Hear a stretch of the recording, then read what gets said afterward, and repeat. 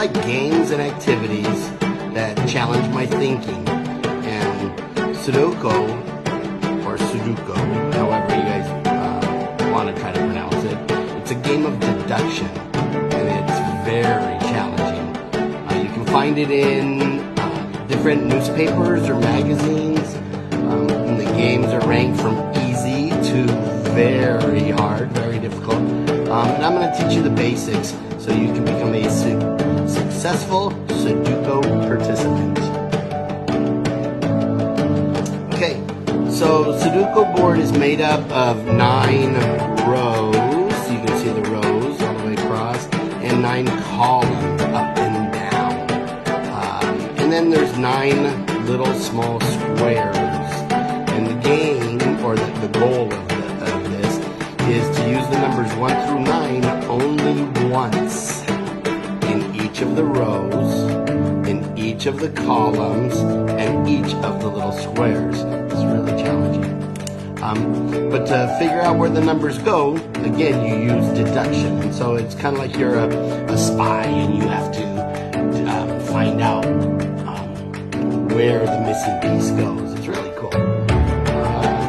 So you notice that each little square also has a top, middle, and bottom, and they have a left, right, and center as well.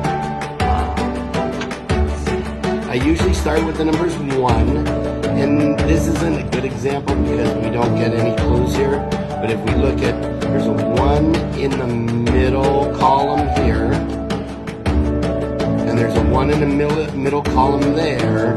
So that means there's a 1 in here and 1 in here. There needs to be a 1 here, and it can't be on the left, the middle, it has to be on the right.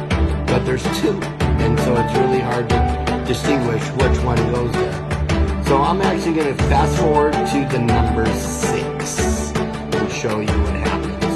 So if we use 6 in the same area, columns, the 6 covers that one, the 6 covers that one, so the last 6, so it's in the bottom, now it needs to be in the top, so it can't be there, it can't be there, so it leaves one possible spot. Okay. So that was very helpful. And so then I usually try to follow the 6s across. And so when I do something, I look and say, okay, well, there's the bottom, there's the middle, and there's the top. Okay, so let's follow the 6s. Here we go. So here's the 6 on the bottom. There's the 6 in the middle. So 6 needs to be in the top. And just like on the 1s, well, there's 2 choices. But if you go to the columns, you can see that 6 can't be there. Because remember, we can only use it once. So the 6 has to be in the top, but it can't be there, so it has to be there. Perfect. So now we got 6, 6, 6, 6, 6, 6, 6. Okay, we need a little work here. Okay, so if we come to the left side, there's the 6 for the left, there's the 6 for the middle, so it's on the right, and there's only 1, so there it is. Again, we got 2. Okay, let's try the middle one. Here it is on the right, here it is in the middle, and so it has to be on the left, but there's a 6 there, so 6 cannot go there. It must go there. So let's see if that helps. So now we know that the 6 is in the bottom, 6 is in the middle, so 6 needs to be in the top. So the 6 is either there or there, and what do you notice? That's right, there's a 6 right there, so 6 has to go there.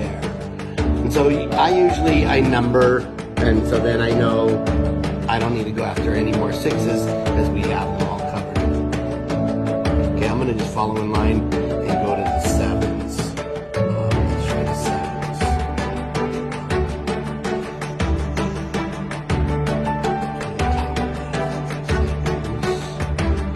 Okay, so here's another trick.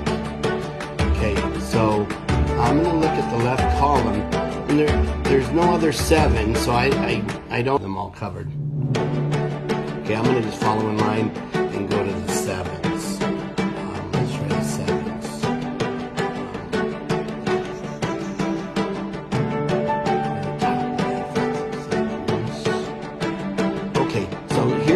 another trick.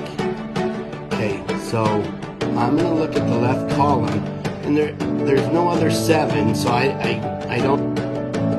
Okay, I'm back. And so you can kind of go back and forth from filling out rows and columns and even to the little squares. And so we're going to work on one of these little squares. When I notice that things are getting filled up and there's only a couple options left, sometimes I like to go after that. So what do we notice about this bottom center square? It doesn't have the number 1. So I need to put in 1. 1 cannot be this one or this one, so automatically it's that one.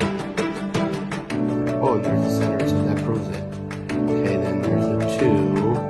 We're looking for a 3. Well, 3 can't be that one or there. There's one option. There's my 3. 4, 5, 6, 7, 8. The last number is a 9. Perfect.